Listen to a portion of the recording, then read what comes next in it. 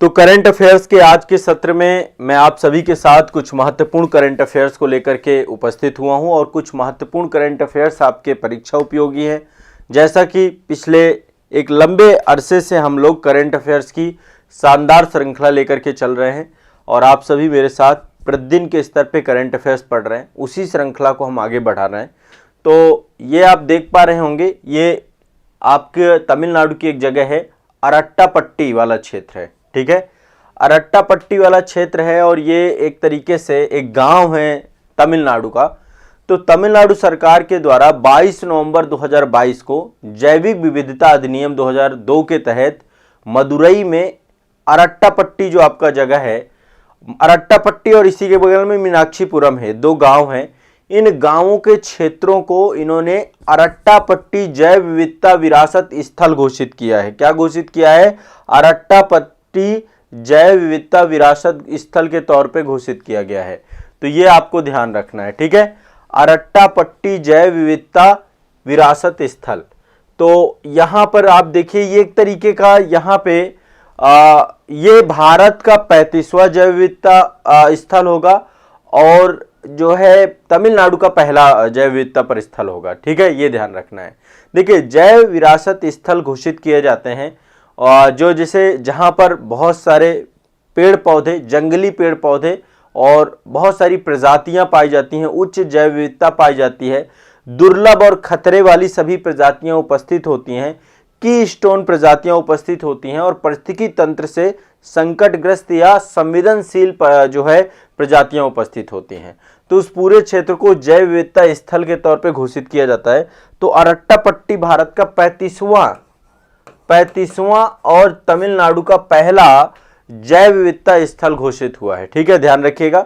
अरट्टापट्टी एक गांव है, मीनाक्षीपुरम वाला भी क्षेत्र है, दोनों को मिला देते हैं। यहाँ पे एक तरीके से पहाड़ी क्षेत्र है, पूरा का पूरा पहाड़ी क्षेत्र है। आप सभी जानते हैं पश्चिमी और पूर्वी घाट दोनों आगे जाकर के मिल जाते हैं। तो ये ग्रेनाइट की पहाड़ी श्रृंखला है यहाँ पर। ठीक है, और यहाँ पे बहुत सारे प्राकृतिक झरने हैं, बहुत सारी प्राकृतिक झीलें हैं। ठीक है, बहुत सारे बांध बनाए गए हैं। यहाँ पे लगभग 250 से ज़्यादा पक्षियों की प्रजातियाँ हैं। तो ये एक बहुत इंपॉर्टेंट साइट है आपकी और प्राकृतिक साइट है और जैव विविधता स्थल बनाया गया है। तो ये ध्यान रखिएगा, अरट्टापट्टी को भारत का 35वां जैव विविधता और तमिलनाडु का पहला जैव विविधता स्थल के तौर पे घोषित किया गया है। पहला करंट अफेयर्स तो आपका ये है, ये दिमाग में बैठा के रखिए। दूसरा करंट अफेयर्स, हाँ, ये तमिलनाडु राज्य का पहला जैव विविधता विरासत स्थल, तो इसे घोषित किया तमिलनाडु सरकार ने 22 नवंबर 2022 को। ठीक है, मदुरई जिले का अरट्टापट्टी और मीनाक्षीपुरम गांव को जो है दोनों को, और ये जो है लगभग 193 हेक्टेयर क्षेत्र में आपका अवस्थित है। ठीक है, चलिए आगे चलते हैं। नेक्स्ट अगली खबर इसरो से है। ठीक है, इसरो का एक जो है उपग्रह है जिसका नाम है SSLV-D2। SSLV-D2 ये इसरो का सबसे छोटा रॉकेट है, माफ करिएगा, रॉकेट की बात कर रहे हैं। इसरो का सबसे छोटा रॉकेट है जिसका नाम है SSLV-D2।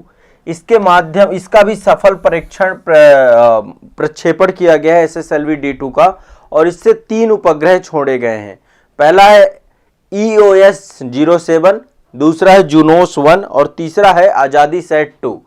तो SSLV-D2 रॉकेट से सतीश धवन अंतरिक्ष केंद्र, जो कि इसरो का लॉन्चिंग पैड है, श्रीहरिकोटा में अवस्थित है, वहां से सबसे छोटा रॉकेट, इसरो का सबसे छोटा रॉकेट है SSLV-D2। देखिए, सबसे बड़ा और सबसे भारी रॉकेट है GSLV Mark 3, है ना। तो ये SSLV-D2 जो है, ये 10 फरवरी 2023 को भारतीय अंतरिक्ष अनुसंधान संगठन इसरो के द्वारा लघु उपग्रह प्रक्षेपण यान, इससे छोटे छोटे उपग्रह भी आपके भेजे जाते हैं, इसकी जो है दूसरी विकासात्मक उड़ान को सफलतापूर्वक प्रक्षेपित किया गया है। ठीक है, तो ये सबसे छोटा उपग्रह सैटेलाइट है, वो है आपका रॉकेट है जिससे हम भेजते हैं। तो इस रॉकेट के माध्यम SSLV-D2 के माध्यम से 3 सैटेलाइट भेजे गए हैं। ठीक है, श्रीहरिकोटा से 3 सैटेलाइट। तो आपको सिर्फ इतना जान लेना है कि SSLV-D2 उपग्रह जो है सबसे, देखिए, रॉकेट के माध्यम से ही उपग्रहों को जो है पृथ्वी की जो ऑर्बिट्स हैं उनमें स्टैब्लिश किया जाता है, स्थापित किया जाता है। तो इसरो के द्वारा बहुत सारे रॉकेट बनाए गए हैं। तो जो लघु उपग्रह हैं उनके लिए एक छोटा रॉकेट बनाया गया है जिसमें बहुत कम लागत आए, और ये रॉकेट है आपका SSLV-D2। अभी इसका लगातार परीक्षण चल रहा है। अभी दूसरा ये सफल परीक्षण था, ठीक है। पहले D1 का हुआ था, अब D2 का हुआ है। तो ध्यान रखिए, SSLV-D2 इसरो का सबसे छोटा रॉकेट है जिससे 3 उपग्रह भी छोड़े गए हैं। पहला है EOS-07, दूसरा है जुनोस 1 और तीसरा है आजादी सेट। ये 3 उपग्रह यहां से छोड़े गए हैं। ये आप देख सकते हैं SSLV-D2 है आपका, ठीक है। तो ये आपको ध्यान रखना है। क्लियर है, स्पष्ट है? SSLV-D2 ठीक है। अब आप देखिए, आपको पता है कि भारत सरकार भी लगातार काम कर रही है कि भारत को कार्बन न्यूट्रल बनाना है। हमें क्या करना है? Carbon neutral. कब बनाना है हमें? 2070 तक शून्य उत्सर्जन हासिल करने का लक्ष्य हमने बनाया कि 2070 तक हम शून्य उत्सर्जन बना देंगे, ठीक है। अब इसके लिए भारत सरकार के द्वारा कार्बन उत्सर्जन को समाप्त करने के लिए, अपने लक्ष्य को हासिल करने के लिए कार्बन संकलन, उपयोग और भंडारण, इसके लिए एक पॉलिसी जारी की गई है। कार्बन संकलन, कार्बन संकलन, ठीक है। एक नीति इसको लेकर के जारी की गई, कार्बन संकलन को, कार्बन संकलन, उपयोग और भंडारण नीति। यह नीति आयोग के द्वारा जारी की गई, उपयोग एवं भंडारण नीति जारी की गई है। किसके द्वारा जारी किया गया है? ये नीति आयोग के द्वारा, ठीक है। ये national workshop on carbon capture, utilisation and storage, carbon संकलन, उपयोग और भंडारण, इनके लिए जो है एक नीति लाई गई है। 29 नवंबर 2022 को कार्बन संकलन, उपयोग और भंडारण नीति कौन लेकर के आया है? नीति आयोग के द्वारा लेकर के आया गया है, ठीक है। नीति आयोग ने इससे संबंधित रिपोर्ट और इससे जुड़ा हुआ जितने भी ऊर्जा के क्षेत्र हैं, विद्युत क्षेत्र हैं, जितने भी बहुमूल्य पक्ष हैं जो कार्बन उत्सर्जन करते हैं, उन सबको लेकर के इसमें काफी सारी चीजें जारी की गई हैं। इस उद्देश्य में इसमें अब भारत सरकार जो प्राइवेट बहुत सारी संस्थाएं हैं, बहुत सारे पक्ष हैं, उनके साथ भी डिस्कस करेगी, चर्चा करेगी, और इसके माध्यम से भारत में कार्बन संकलन, उपयोग और भंडारण से संबंधित अनुसंधान और विकास के क्षेत्र में बहुत तेजी से काम किया जाएगा। और ये जो है, देखिए, अंतरराष्ट्रीय स्तर पे चीन और अमेरिका के बाद भारत तीसरे नंबर पे आता है कार्बन उत्सर्जन में, ठीक है। प्रति वर्ष हम 2.6 गीगाटन उत्सर्जन करते हैं।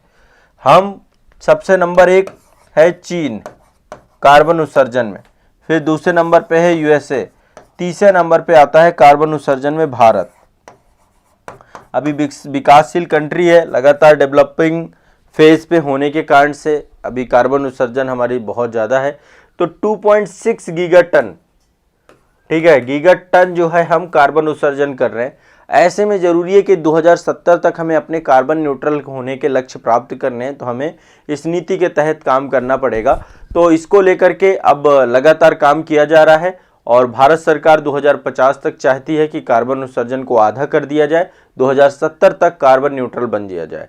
तो इसमें इस नीति की बहुत बड़ी भूमिका होगी, तो ध्यान रखिएगा, ठीक है। अभी इस नीति का आयोजन हुआ था, ये इसको लेकर एक रिपोर्ट भी प्रस्तुत की गई है और नीति आयोग के द्वारा इसके लिए काम किया गया है, ठीक है। आगे चलते हैं। नेक्स्ट देखिए, Kaveri south wild life sanctuary है आपकी, ये आपकी एक सेंचुरी है, Kaveri south wild life sanctuary. Kaveri नदी है ना आपका, वहीं पर आपकी स्टैब्लिश है आपकी। तो तमिलनाडु सरकार के द्वारा 8 नवंबर 2022 को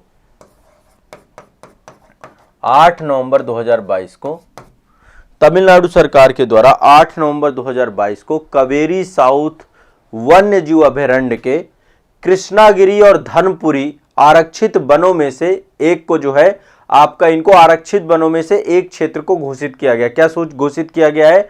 कावेरी साउथ वन्य जीव अभयारण्य। एक ये नया वन्य जीव अभयारण्य बना है और ये राज्य का 17वां वन्य जीव अभयारण्य बनेगा, ठीक है। तो Kaveri south wild life sanctuary Tamil Nadu की 17वीं वाइल्ड लाइफ सेंचुरी बना दी गई है, वन्य जीव अभयारण्य बना दिया गया है, वन्य जीव अभयारण्य, ठीक है। ध्यान रखिएगा, Kaveri south wild life sanctuary को तमिलनाडु की 17वीं वाइल्ड लाइफ सेंचुरी बनाई गई है। देखो एक चीज समझिएगा, अभी इस बार इस यूपी पीसीएस में क्वेश्चन भी आया था, दो प्रकार से जैव विविधता का संरक्षण किया जाता है। पहला होता है स्वस्थानीय संरक्षण, जिसको हम बोलते हैं इन सिटू कंजर्वेशन, ठीक है। दूसरा होता है बाह्य स्थानीय जो है संरक्षण, जिसको बोलते हैं एक्स सिटू कंजर्वेशन। अब स्वस्थानीय के अंतर्गत क्या होता है, जैसे पेड़ पौधे हैं और जीव जंतु हैं, उनका जो प्राकृतिक आवास क्षेत्र है वहीं पर उनका संरक्षण कर देना, ठीक है। तो इसके लिए राष्ट्रीय उद्यान बनाए जाते हैं, वन्य जीव अभयारण्य बनाए जाते हैं, जैव विविधता केंद्र बनाए जाते हैं, बायोस्फीयर रिजर्व बनाए जाते हैं, सारी चीजें होती हैं, ठीक है। और बाह्य स्थानीय के अंतर्गत बायोलॉजिकल गार्डन बनाए जाते हैं, जू बनाए जाते हैं, बहुत सारे जीन बैंक बनाए जाते हैं। तो इन सब जगहों पे क्या होता है, जैव विविधता के संरक्षण को लेकर के प्रयास किया जाता है। बाह्य स्थानीय में कृत्रिम जो है स्वरूप डेवलप किया जाता है, और जो स्वस्थानीय होता है इन सिटू कंजर्वेशन होता है, इसमें आपको जो प्राकृतिक आवास क्षेत्र है किसी पादप का, किसी पौधे का, किसी जीव जंतु का, उसको जो है वहां पर बसाया जाता है। तो उसी के आधार पे ये स्वस्थानीय इन सिटू कंजर्वेशन के अंतर्गत वाइल्ड लाइफ सेंचुरी बनाई जाती हैं। तो तमिलनाडु सरकार ने 8 नवंबर 2022 को कावेरी साउथ वन्यजीव अभयारण्य के रूप में कृष्णागिरी और धर्मपुरी क्षेत्र को आरक्षित वनों के तौर पे घोषित किया है। इनमें बहुत सारे पैरामीटर्स होते हैं, ठीक है। राष्ट्रीय उद्यान पूरी तरीके से नो गो एरिया होते हैं, कोई जा नहीं सकता है, और वन्यजीव अभयारण्य जो आपके होते हैं ये गो एरिया भी होते हैं, और साथ ही ये प्रोटेक्टेड भी होते हैं, ठीक है। ध्यान रखिएगा, क्लियर है, स्पष्ट है। तो ये एक आपकी, इसके लिए बाकायदा स्टेट गवर्नमेंट के पास पावर होती है कि वो वाइल्ड लाइफ सेंचुरी या नेशनल पार्क में किसी भी उसको जो है डेवलप कर सकता है। बहुत सारी प्रजातियां यहाँ पर भी पाई जाती हैं, लगभग 238 पक्षियों की प्रजातियां पाई जाती हैं, और साथ में बहुत सारे कछुए, 35 प्रजातियां, मतलब दलदली जीव जंतु, क्योंकि ये पूरा का पूरा बायोडाइवर्सिटी आपकी कावेरी की है, तो कावेरी की बायोडाइवर्सिटी है, इसलिए इसको वन्यजीव अभयारण्य के तौर पे घोषित किया गया है, ठीक है। ध्यान रखिएगा इस बात को। चलिए आगे चलते हैं। एक रिपोर्ट है आपकी सक्रिय भूमि जल संसाधन मूल्यांकन रिपोर्ट। मैं यहां पे एक बार लिख रहा हूं, सक्रिय भूमि जल संसाधन मूल्यांकन रिपोर्ट।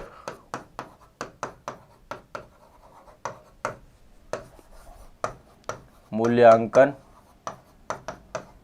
रिपोर्ट, सक्रिय भूमि जल संसाधन मूल्यांकन रिपोर्ट 2022 आ चुकी है आपकी, ठीक है।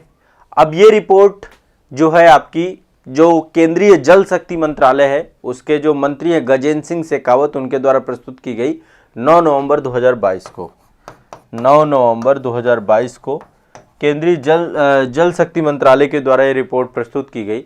अब इस रिपोर्ट में ग्राउंड वाटर जो आपका होता है, जमीन के अंदर जो पानी होता है, उस पानी को लेकर के बहुत सारे पक्ष जो है बताए जाते हैं, ठीक है। इसमें पहली बात बताई गई कि देश में एक वर्ष में जमीन के अंदर जो पानी है वो जो है जितना पानी जाता है, जैसे एक साल रिचार्ज भी होता है ना, लगातार पानी रिचार्ज होता है, आपको पता है ग्राउंड वाटर रिचार्ज, जो वर्षा का जल होता है वही छन छन करके जो अपारगम्य चट्टाने हैं उनके ऊपर नीचे जाकर के जमा होता रहता है, ठीक है। तो हर साल जो है जितना पानी रिचार्ज हो रहा है उसका लगभग 60% पानी निकाल भी लिया जाता है। तो जल का प्रयोग हम कर रहे हैं, ये बोल रहा है कि जितना पानी, देखिए ये यूपीएससी लेवल में इस तरीके के क्वेश्चन पूछता है ना, ऐसी रिपोर्टें सब यूपीएससी में पूछी जाती हैं। सक्रिय भूमि जल संसाधन मूल्यांकन रिपोर्ट 2022। तो इस रिपोर्ट में क्या कहा जा रहा है कि भाई जितना ग्राउंड वाटर आपका रिचार्ज हो रहा है उसका 60%, 60.08% हम क्या कर रहे हैं, उपयोग कर रहे हैं, उपयोग में ला रहे हैं। लेकिन ये इस रिपोर्ट में ये भी बोला गया है कि ग्राउंड वाटर रिचार्ज अब लगातार बढ़ भी रहा है, ठीक है। संपूर्ण देश में लगातार जो है पानी रिचार्ज हो रहा है। यदि हम कुल वार्षिक भूमि की बात करें तो लगभग भारत में 437.6 अरब घन मीटर, अरब मीटर क्यूब या घन मीटर, अरब घन मीटर, ये एक डेटा है आपका, रफली डेटा है आपका। तो इतना जो है आपका ये टोटल जो जल रिचार्ज आपका कितना है, टोटल देश में जल रिचार्ज है 437.6 अरब घन मीटर, ठीक है। इनमें से हम लगभग 60% निकाल लेते हैं। कितना निकाल लेते हैं, 60%। तो यदि इसका 60% निकालें तो लगभग 239 239.16 अरब घन मीटर, इतना पानी यूज किया जाता है, अरब घन मीटर। ठीक है, स्वच्छ और पेयजल के तौर पे आपको पता है, साथ में सिंचाई के लिए बहुत सारी चीज़ों को लेकर के, तो ये आपको पता होना चाहिए। एक रफली डेटा है, कई बार जो है पेयजल से जुड़े हुए डेटा को लेकर के आप इसको यूज कर सकते हैं।